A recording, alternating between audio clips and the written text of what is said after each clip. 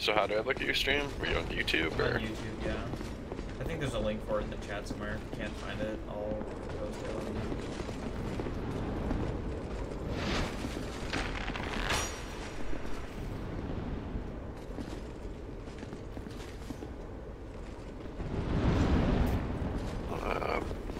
I'm pretty sure I can find it.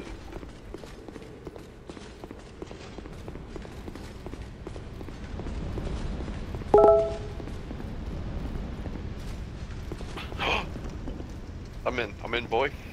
Did it? Yeah, I did. Okay, I don't know why, but like, I'm sure like this is not an uncommon thing, but like based on hearing your voice, and then I didn't realize that your profile picture is actually you. I did not expect you to look like that based on your voice for some reason. Oh yeah, what did you expect? I don't know. Think I was black or something? I don't know. I know what you mean now. I have no idea. Like what? It's kind of well, no. It's like it's this. I think it's almost like the same thing where you read a book and form of like it's not a picture, but it's like an impression of what you think a character looks like, and you couldn't really describe it in great detail, but you know you know it pretty intimately, and then that image totally gets replaced in that movie. Like if a book gets made into a movie, you know. Yeah, and like there's been books that I've read where like they introduce a character but they don't like really explain his appearance, and so like I've already made my like decision what he looks like, and then like a bit later on they explain his appearance in great detail, and I'm like, it's too late, you fucked up. Yeah. He's looking like how I want him to look. Yeah.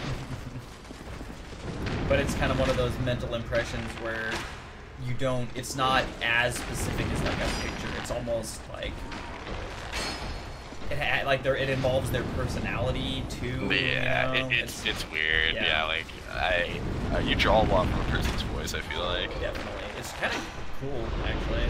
Yeah, like Forsaken and Amumu, they both kind of look like how they sound. Like, yeah. So you're saying that even if you never seen them, you could have done like a when they inevitably murdered someone, you could have done like a police sketch. Well, like I would have. I've only seen Forsaken a couple times, but like each time he was streaming, he was wearing this like little fucking Ukraine. I don't know what this hat's called. This hat that like old Ukrainian guys wear though. Just like a snow hat. Kinda. It's not like a free hat, but it's just like the original fucking hat, basically. Like it has like a hat. It has like this tiny, not a top hat, but it's got this like tiny little bill on the front of it that's like got the fabric folded over it, and then it's just, oh, like, sure. and he was wearing one of those. I'm like, dude, this is what I envisioned. Was this fucking hat on your head, like, it's destiny. When I jump down here, I'm gonna get my butt murdered. I'm playing on the secret hidden hard mode. Yeah, that's right. Dark Souls has a hard mode. The entire game was hard mode. Yeah, but there's a shrine in the starting area that you can join, and it doesn't actually tell you what it does. It just says this will start you on an arduous journey, and it's called the Covenant of Champions, and it's actually a PvP covenant, but it doubles all enemy damage and health, and doesn't even tell you, and it actually makes the game like so much harder. Especially if you don't want to spend a shitload of time to get really over-leveled, which I don't. But it's good because it actually adds a lot of replayability to people who are really, really good, people who are really good at the game. Yeah. Give them the challenge they crave. Actually, this is one of the super endgame DLC areas, and I haven't played through it in a long time. I'm about to watch me get clobbered. Spending that guy raped you. He just like fell down the ladder and then just got so yeah, it's because I'm also wearing really, really heavy armor, and so there's like a half a second more delay on my dodge roll animation, so I didn't click it like quite early enough and fucked myself. I'm just gonna jump down here now. Oh fuck. Explodey barrel man down there. Fuck. I hope we could get a five together later that doesn't consist of Slumber Solar Malum. That'd be fun. It was fun. I think it was Mark and Nathan. That was fun. Yeah, those guys are pretty decent. We don't need carries. We don't need carries. We just need not enters. Yeah. And honestly, I can't really blame those guys too much because when they're queued with us, they're playing. There's a decent chance they're playing against people that are way better than they are. Yeah, I think like they're probably like silver 5 at best most of the time, unless they're playing their mains. Yeah, then it gets up a little bit, but. And, yeah, also, I think there's a different kind of. They have a different mentality, where they don't. Like when they get behind, they don't try to stem the bleeding, so to speak. Which is just something that, like, it's not like a. Again, that's not like a strike against them. It's just if you have to. It takes a lot of discipline. Like when I'm jungling, I'm not a great jungler, but I know how to strategically give up camps when I'm playing against, you know, a Diamond 4 Lee Sin who's just on my dick, and just get exactly as much XP and farm as I can and get some tank items, you know. Whereas, you know, like I guess Adam on Nocturne or something just dies 6 times because because again, it's really frustrating and it takes a lot of patience and a lot of kind of deliberate focus that you can think, oh, I could definitely play safer, but you just don't want to spend the energy to care that much, and I can actually totally sympathize with that. Yeah, I'm just like, the most triggering thing I've seen is the level 2 Warwick gank into death into inting the whole game. It's like, I need to use a different fucking weapon. This halberd takes. I need to. It sucks because I spent like a ton of. I need to like cut my defensive stats in half so that I can roll faster. So you haven't played any of the Dark Souls games? No, I understand. I mean, they're just action RPGs. I think the biggest defining feature is that the thing that sets them apart the most is that they're much more slow paced, and like the actual combat is more slow paced, and there's a smaller. All the enemies telegraph their attacks really well. There's no cheap, shitty deaths, but screwing up, you basically die unless you're really over leveled or playing some kind of cheesy build. Like most, especially when you're playing in the Covenant of Champions, most of the most of the enemies will kill you in like a couple hits, especially in the end game areas. Like there's just actually no way to get tanky enough. Yeah, I just like, when I was younger I played some like offline games, but like I really do prefer like playing against other people. Like I understand there's tons of great games out there with great story lines and shit, but no, I feel you. I just like playing against other people because then when I beat them, I know I'm making someone else's experience unenjoyable. That's what it's really all about. Potentially extra enjoyable, like a really good match. Like some of my favorite gaming sessions were like Rainbow Six games or StarCraft games that I didn't even win, but just because it was like really close and we like almost got there. Yeah, I never got into StarCraft really because it was way too macro heavy for what I was capable of. But StarCraft definitely has a much higher like practice threshold where you need to like practice a ton of like specific play patterns and like formations and control methods. Yeah, like I played to compete. Like I played Warcraft 3. They're like actual all-night game mode, and that was fun. But like people didn't use hotkeys to the same amount as StarCraft. It was not as competitive.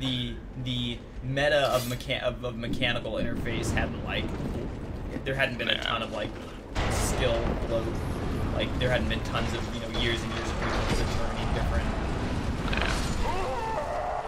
And like I think all the like players who were super into like the hotkeys and the macro shit were more on StarCraft 2 because that was out at the time. I just didn't play it until like Warcraft 3 basically shut down their fucking servers.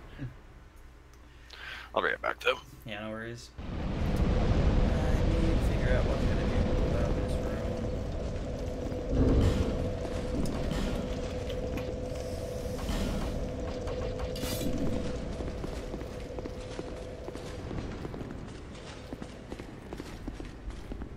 Oh, hey, Michael.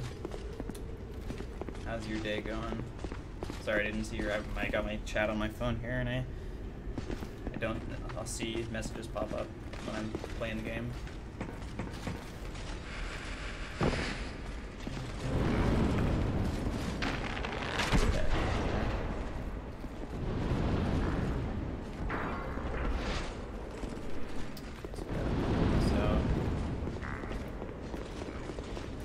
I would need, like, to grind 25 more levels to be able to just drop down into this room and kill all those guys.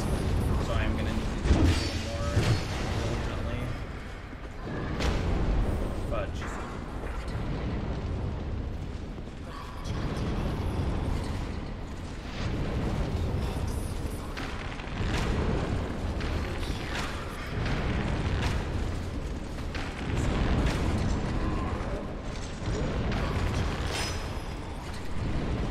As much as I love this DLC, as much as I love this entire leveling area and how intricately laid out, like I think it's some of the, I think this area is one that has some of the best level design in the entire Dark Souls series.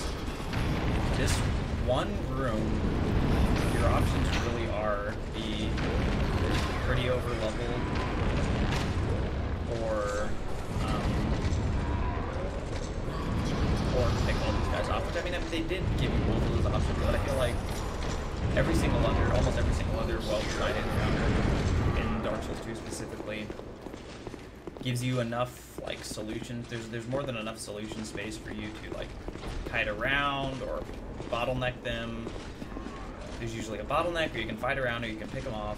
But this one, your options are either pick them off or be absurdly overleveled and have a ton of health and damage, especially when you're playing in Covenant of Champions where they all deal so much more damage. Because there's no bottleneck. There are ranged and melee enemies. The enemies are fast and can jump really far to close the distance. And there's not enough room to really effectively kite around. And so it really kind of limits your options in a way that's unfortunate, especially when you contrast it to every single other encounter in this area, which does give you those different options of you can draw enemies out one at a time, or you can force them into a bottleneck and pick them off one by one, or you can effectively kite around a large group that's sort of chasing you through an area up and down stairs and whatnot. It's not just a freaking cage match in a room with guys that explode, ranged enemies, and a huge guy that has huge sweeping attacks and a bunch of really high damage melee people who can jump like a quarter of the distance of the room to get right on top of you. I really wish I had some fire arrows. I guess I could have teleported to who has fire arrows? The bird. Horn effects.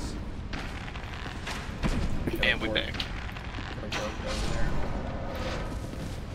Is that him? The LeBron James of feeding? Who's the Canadian LeBron James? Like Steve Nash. He's the guy who like people who aren't in sports know who he is if you're a kid from Canada. Yeah, probably. Yeah, like Steve Nash, Wayne Gretzky, for sure. I recognize Gretzky even. Wayne Gretzky's probably like number one. I don't know. Like, is he's a hockey player? Yeah. Or Steve Nash is basketball, but he was like legendary. He was like not that short, but like compared to basketball players, he was short. He just like fucked people up. Like he was like 6'1" or something. So he was basically a midget by basketball standards. A full foot shorter than everyone else he was playing against. But he just like fucking dummied people, and he played until he was like 40, and still was like pretty fucking decent. That's pretty crazy. But like, yeah, I don't know. Him, like, I don't know, man. It'd definitely be a hockey player though. Like, there's so many though. Like, there's a lot of like really elite players in hockey that are Canadian. I mean, I guess that makes sense. It's definitely the most played sport. I would. It's probably the most played sport. If like. Do you guys play like cricket? No, fuck no. It's like that's played by like. Yeah, like the immigrant populations, but I wouldn't say like anyone who. Yeah, I wouldn't say it's popular. Sure. But it's retro. It's popular when you're into retro stuff. What about like cricket? No, cricket's so popular with like guys from India, Pakistan, Iran, like all that shit. I guess that's a good like we point. have so many immigrants in my city. Like and they play cricket all the time. Like if you're at the bar, like they'll be asking the guy to put the fucking cricket game on. And people are like, what? It's funny. That's one of those like things that's just a long kind of standing consequence of colonialism, where cricket was a British sport, and all of those countries were just used and abused by the British Empire during like the age of colonialism, and so that kind of culture is just left. It's like a watermark. I'm trying to think. It'd probably be a hockey player. I'd say Gretzky's. Yeah, Gretzky was the one. If I know who they are, then that's a pretty strong sign. Okay, I think there's one more asshole down here somewhere. I think if I stay far enough from that ashen idol over there, there won't be no more actual warriors will spawn. Alright, we're gonna get this a shot.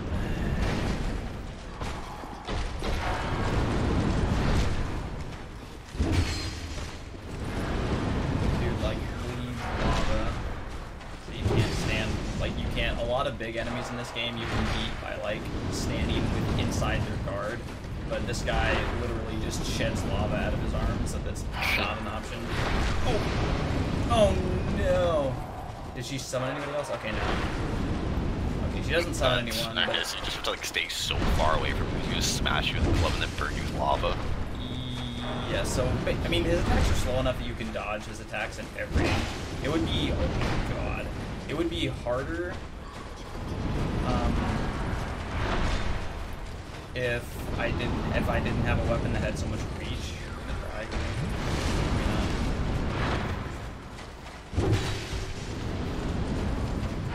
Because like my step forward over the head attack there actually has a lot of reach. But if I had like a bastard sword or something, or like a great club or a war axe, I would have to be so close to him. I'd have to like run. I'd have to spend stamina to sprint towards him to hit him with food attacks. But I can actually stay out of range. God, no. Doesn't matter. Are you gonna live though, or are you just gonna tank? No, I got it. Oh, dope. The problem before is that I jumped down there before killing all the other mobs.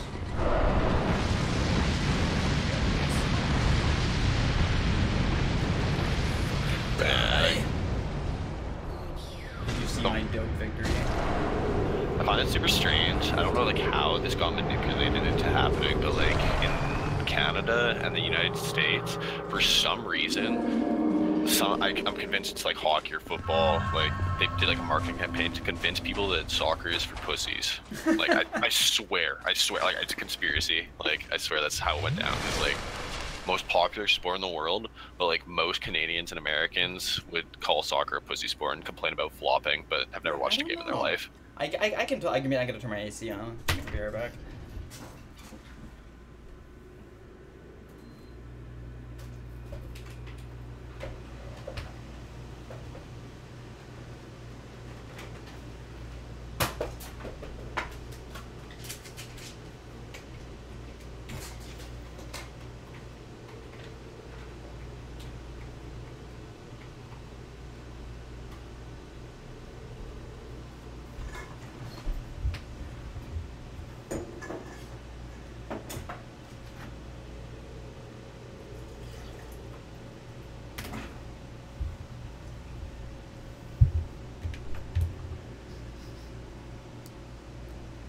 Yeah, I think it wouldn't surprise me if the, billion-dollar the billion-dollar entities that run, the NFL and the NFL and the NHL and the NBA and whatnot just, promoted their own interests.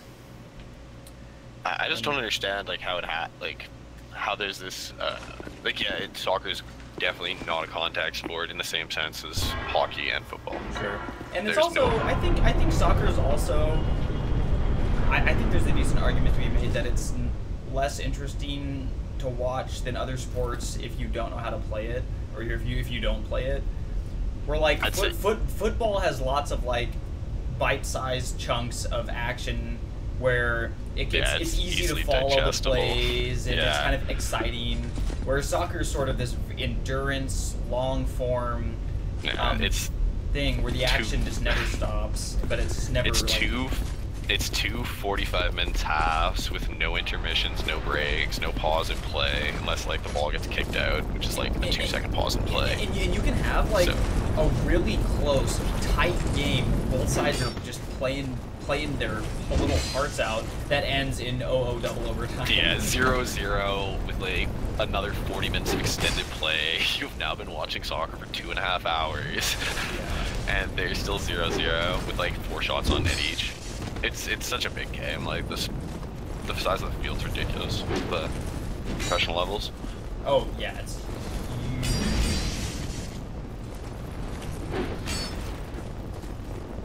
pretty hyped for World Cup actually to start for FIFA World Cup. Oh yeah, that's happening soon, isn't it? I think it's like 5 days. Mm-hmm. There's some pretty extreme talent. Like obviously there's always great players, but shit's hype. What the hell? That's being held in Russia too, so it'll be extra spicy. We're gonna have all sorts of tales of Russian soccer players who don't play well and are never heard from again. Russia's like I think ranked last on the standings. They have like no chance of winning. Yeah. Like it's not even fucking close. Like it's Brazil or Germany are like almost guaranteed to win. The odds on them are like almost 1-to-1. Yeah. No, it's. I think Germany is like basically a 1-to-1. Like there's no money to be made betting for Germany. Yeah.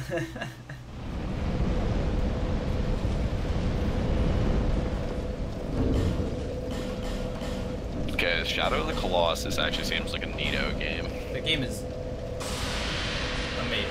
It's in like my top 10 all-time favorites. It just fighting these giant monsters seems so fun. It like, is. It really is. Even if you're just like I watch a fucking video game or I'd watch a movie or TV show with like just people battling giants. Yeah. It to this day. No, I've never played a game that has better giant monster encounters. Like every other game that tries to do it has like they're all it's pretty heavily scripted, you know? Like you can't interact organically with the monsters in the encounter. Like you just dodge around a bit, you shoot them a bit, and then the big moments where you're like on them or interacting with them are just like basically cutscenes where you like press a couple buttons. But Shadow of the Colossus, there's no cutscenes in the combat. It's all 100% just, it's completely organic in the context of the mechanics of the game. And it's just so epic, and it feels so much cooler that way.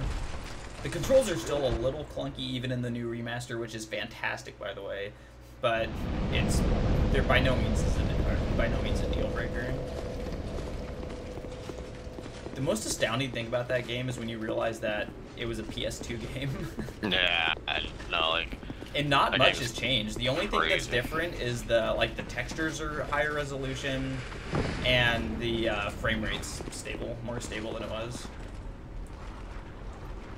I just like also really like the style of it, like the giants with like this fucking cloudy. I'm just looking at one of the clips. Maybe it's not all like this, but there's like cloudy, like gray, gloomy shit. Yeah, definitely. I love that environment. I like fighting these giants. Yeah, it's very atmospheric. Yeah. A well-designed environment. Yeah, for sure. And I feel like a lot of games these days that have really good graphics tend to they over design. They try too hard to make everything look really cool and epic, and it's just the design of the environment ends up being really cluttered, kind of busy, you know.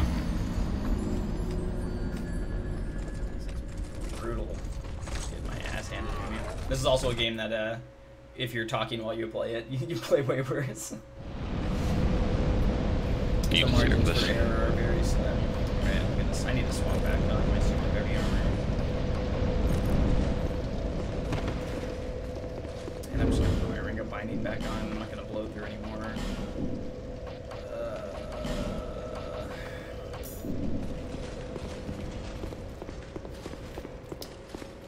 Is your last name actually gross? Yep, like 144.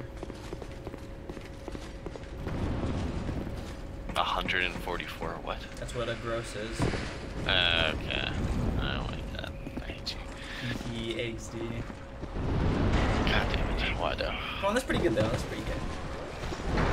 It also means large and strong. And it also means large and strong in German.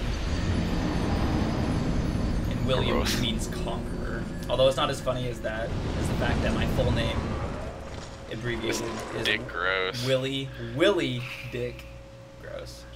It's pretty good. Nah, it's Willie Dick Gross. I like it. I like it. Penis 144. Oh wait. I like it. I like it.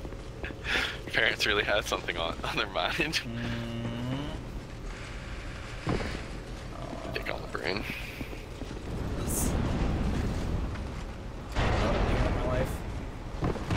Not playing League of Legends.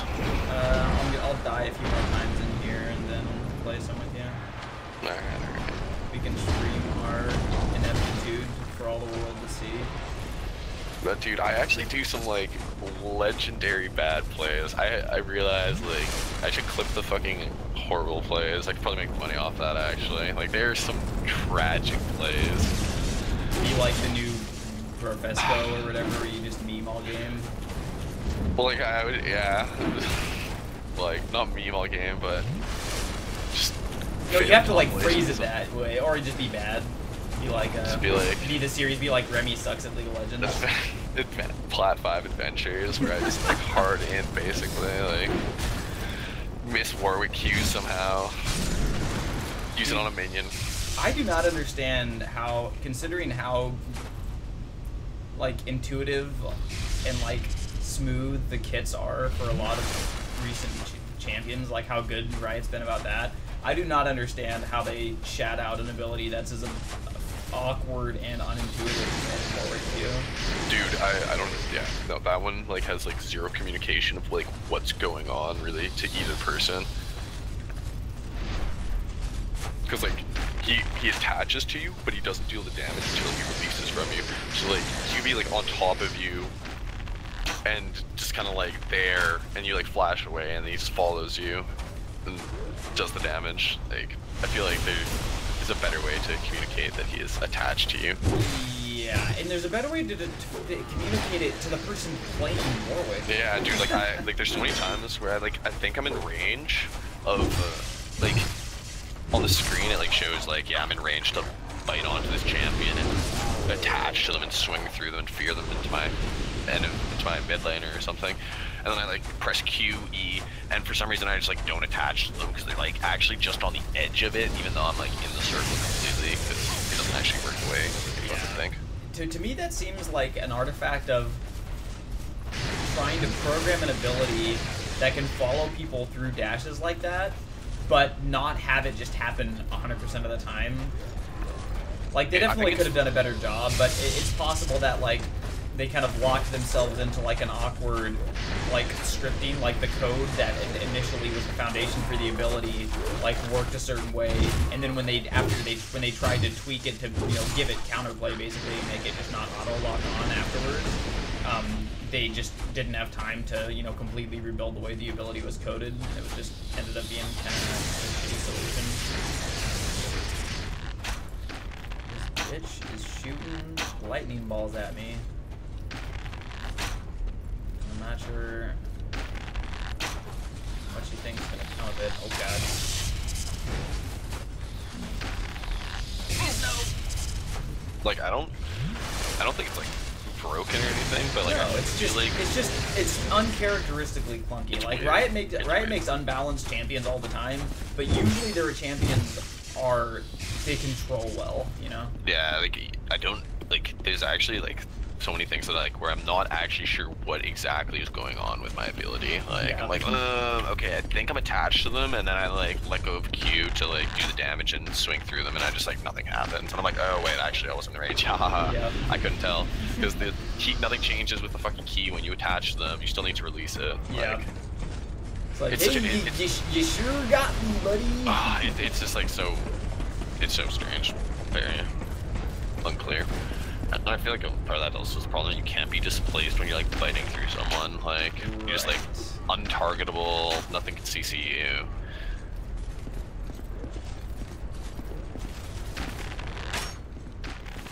maybe honestly, you know what League's done better than I think any other like multiplayer game is communicate clearly like different statuses and like the smart ping system is something that I just wish every single game had. Dude, it hurts me when I play a game where like they should all for some reason like the characters have 4 abilities, but for some reason they're not set to Q, W, E, R. Like, right? Yeah. Why? Why would you bother? Like, there's some there's hotkeys for them or something. Like, but like if it's not like default QER on or QWER on all champ, so I'm like, why? Why? You know something that I really wish that League would do that I've been kind of waiting for like ever is for it to save your keybot, your like hotkey quick cast settings for each champion. Because I know it doesn't matter for a decent amount of people, or it's just always the same. But I have specifically like the quick and normal cast combination is for me is different for almost every single champion that I play regularly. For some champions it's all quick cast, or for some champions it's mostly normal cast, and then there's others where like there's like three different champions where each of them has a different ability that I normal cast. Like Thresh, I normal cast all of his non-ultimate abilities. Bard, I quick cast his Q and E, but I normal cast his E and his R. Braum, I quick cast everything. Blitz, I quick cast everything.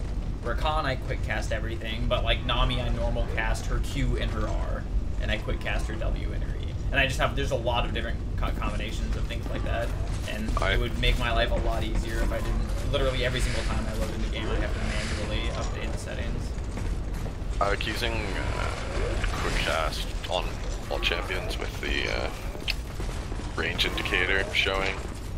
Yeah, you know, I probably could make the swap to that, but it would take a lot of unlearning, and I just the potential the potential gains in reaction time is unmarginal enough. There's so much like muscle memory. Like I was trying to play Shaco with Flash rather than Ignite, but like I just have like such a fucking muscle memory for igniting people when they're low, and so I just like randomly flash on top of people and do nothing. And I'm just like, God fucking damn it! Like, Flash is obviously better, but like I just couldn't stop like hitting the fucking F key and flashing off them. Dude, I have a friend who binds instead of D, his summoner's key that should normally D, so like teleport or ghost, is spacebar. Weird. That's insane. What a psychopath. And I was like, dude, you fucking degenerate. Why? He's like, it's the biggest key on my keyboard. Teleporting's important. I'm like, I can't really argue with that logic, but come on now. One of the things that I tried it and I didn't like it because I use it for just centering my camera, but the spacebar, having that set to target champions only. Oh yeah, I think for me spacebar is still center the camera, but I don't use it that often. Funnily enough, I use it the most on like Bard or something where I need to like look a long distance away to find ability targets for my ult.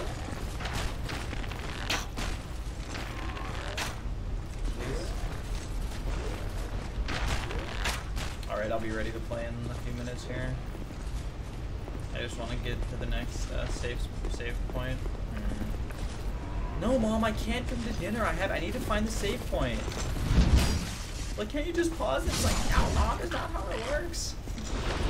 You don't understand.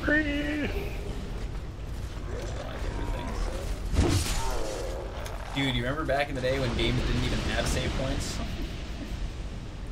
And you just had to fucking leave the console on? Yeah. The NES. Whoa! Whoa, who invited this nerd? Hey. Fuck you. Are you even watching my stream? Monster. I'm watching your highlight that you posted in chat. Oh, you know, you gotta go. Oh, so there's one. So I posted one that because I told Cody there's a level in Dark Souls 2 that feels like an adaptation of Super Mario Bros. And so I posted a clip of me playing through that area to like the Super Mario World, castle, Bowser Castle theme, and it's kind of hilariously fitting. But the one that I posted when I was trying to show Remy I hot linked to it. Yeah, I linked to I got invaded by a guy who was cheating.